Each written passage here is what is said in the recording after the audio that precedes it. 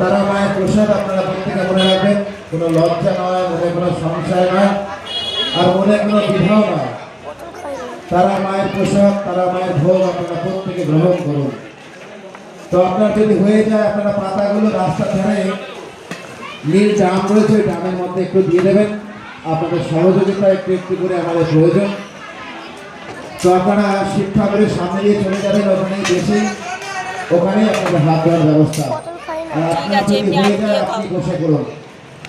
তো অনুষ্ঠান চলছে আমাদের, কাল থেকে আমাদের শিব ঠাকুরের পুজো শুরু হয়েছে। চৈত্র মাসের গাজন মেলার একটি অংশ শিব হোতা, শিব ঠাকুরের পুজো, তারই কিছু অংশ আসতে হয়েছে। দুটো ফুলমালা পুজো, সন্ন্যাসীদের ঘটিয়ে করেছেন। তো দর্শন করবেন, খুব ঐতিহাসিক প্রাচীন জিনিস, সচরাচর দেখতে পাওয়া যায় না।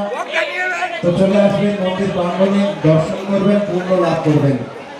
তো চলছে আমাদের এক বিরাট কর্মকাণ্ড, বিরাট কর্মসূচি, সকল মানুষের জন্য আয়োজন।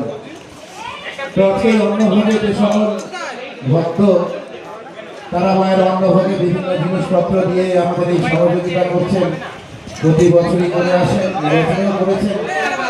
তো সেই সকল ভক্তদের উদ্দেশ্যে জানাই